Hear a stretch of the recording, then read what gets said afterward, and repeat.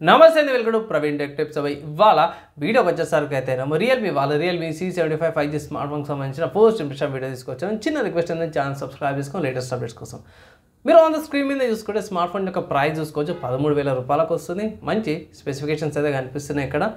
And హైలైట్లో చూసుకుందాం. So ఇక్కడ హైలైట్లో చూసుకుంటే ఫస్ట్ మెయిన్ హైలైట్ ఏంటంటే స్మార్ట్ ఫోన్కి బ్యాటరీ అనమాట. 6000 mAh battery, 45 watts charger, slim body by 7.94 mm slim బాడీతో పాటు కూడా మంచి ప్రాసెసర్ 5G ప్రాసెసర్ అయితే మీడియాటెక్ డైమెన్సిటీ 6300 ప్రాసెసర్తో పాటు కూడా వస్తుంది.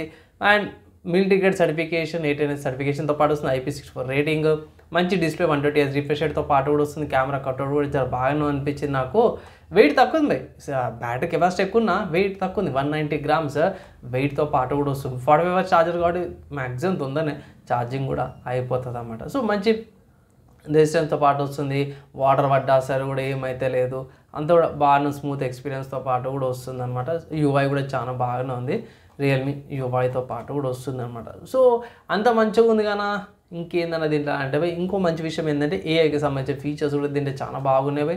ఈ స్మార్ట్ ఫోన్లో ఒక డ్రాబ్యాక్ కనిపించింది ఏంటంటే కెమెరా అనమాట. సో కెమెరా ఒకటి 32 MP రియర్ కెమెరా అదొకటి ఇచ్చారనమాట. అదొక్కటి తప్పిస్తే మిగతాది కూడా బాగానే ఉంది. ఈవెన్ సెల్ఫీ కెమెరా కూడా పర్లేదు, 8 MP సెల్ఫీ కెమెరా అంటే 10,000-15,000 మధ్య మనకి 8 MP సెల్ఫీ కెమెరా ఇస్తారు. సెల్ఫీ కెమెరా కాడ కూడా ఏ ప్రాబ్లం లేదు. ఉందల్లా రియర్ కెమెరా 50 MP ఇచ్చేది ఉండే, ఇక్కడ 32 MP ఇచ్చారన్నమాట. సో ఓవరాల్గా స్మార్ట్ ఫోన్కి సంబంధించిన స్పెసిఫికేషన్స్లో నాకడ ఒక్క ప్రాబ్లం ఏంటంటే కెమెరా కాడ ఒకటే ప్రాబ్లం, మిగతా అన్ని విషయాల చాలా బాగుంది. ఈవెన్ యూఐలో మనకు అంతా తెలిసిందే, యూఐ బాగానే ఉంది, కెమెరా ఒకటి డిసప్పాయింట్మెంట్, మిగతా అంతా బాగుంది. ఇన్ కేస్ ఒకవేళ ఇట్లా నాకు కెమెరాతో ప్రాబ్లం లేదన్నా రియల్మీ నుంచి ఒక మంచి స్మార్ట్ ఫోన్ కావాలంటే ఈ స్మార్ట్ ఫోన్ తీసుకోవచ్చు. సో ఇది ఫస్ట్ ఇంప్రెషన్తో నా ఒపీనియన్. అండ్ మీరేమనుకుంటే కింద కామెంట్ అయితే చేయండి.